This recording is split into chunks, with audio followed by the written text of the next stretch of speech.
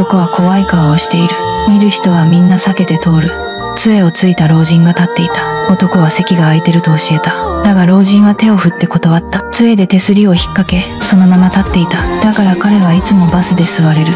でも男は嬉しくなかった。ただ虚しかった。なぜなら彼は分かっていた。全ては自分の顔のせいだと。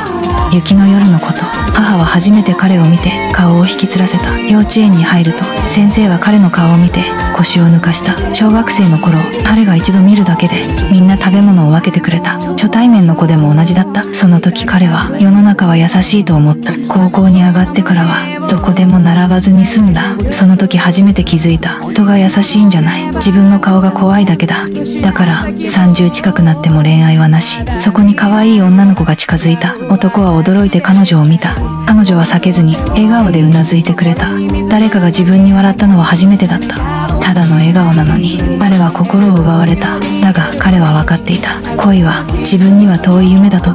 その日彼は花屋で働いていた。バスの中の笑顔の彼女が現れた。彼はすぐその笑顔を思い出した。彼女は顔認識ができない病だった。そして彼の怖い顔、それだけが彼女の覚えられる顔だった。二人はすぐ恋に落ちた。そして結婚した。まるで怪物と姫の物語のようだった。結婚後二人で花屋を営んだ。だが男の顔は客を怖がらせた。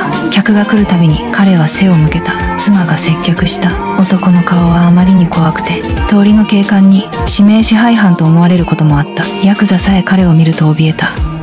男は落ち込んだ。妻がもうすぐ出産なのに明日見ぬ家に戻る予定だった。3ヶ月ほど静養する。彼は自分の顔のせいで客を相手にできない。人を雇う余裕もない。家賃も高く休めない。だから悩んだ。みんなに相談した。美容室の店長が名乗り出た。彼にイメチェンを提案した。第一印象の区割りは髪型で決まると。そう彼は言った。꽃집 사장님의 경우 눈뼈, 광대뼈, 턱뼈가 다 각졌단 말이에요? 각질 인상을 부드럽게 만들어주려면 웨이브죠. 男にパーマをかけることにした。だが前より怖くなった。みんな息を飲んだ。そこへ学生が数人入ってきた。彼を見て悲鳴を上げ逃げ出した。染め髪が得意な美容師が出てきた。問題はパーマじゃないと言った。原因は髪の色だと。黒は暗く見える。自然界でも黒は危険な色だ。色を変えれば印象が変わる。そう説明した。柔らかな印象ならミルクブラウンだと。優しい色は心を和ませる。見た目も怖くなくなる。 이럴 리가 없는데. 뭐가 문제지? 눈썹. 아이, 눈썹 염색을 안 했네. 아, 눈썹 염색을 해야 인생이 부드러워져요. 言い争いの中で通りの警官が彼をヤクザと思った。銃を抜こうとした。彼は慌てて花屋の店主だと説明した。何度もスタイルを変えたが男はもう諦めかけた。そこへチーフデザイナーが自信満々できた。彼の長い髪を迷わず切った。 오랑캐는 오랑캐로 잡고 독은 독으로 다스린다. 時間が経つにつれみんな口を開けて驚いた。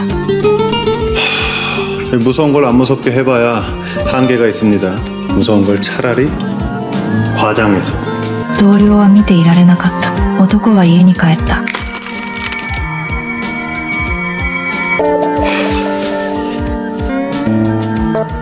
뭐 아니면 돈에? 뭡니다. 백도일 수도 있어. いえ、族に惹かれると思った。だがみんな笑い出した。妻が実家に戻る日、彼は一人で店を守った。客が花を買いに来た。客は自分から声をかけた。男は緊張して立ち上がった。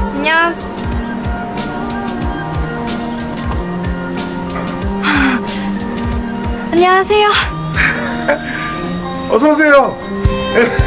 뭐 찾으세요? 친구 생일이어가지고. 아, 친구 생일? 네네네.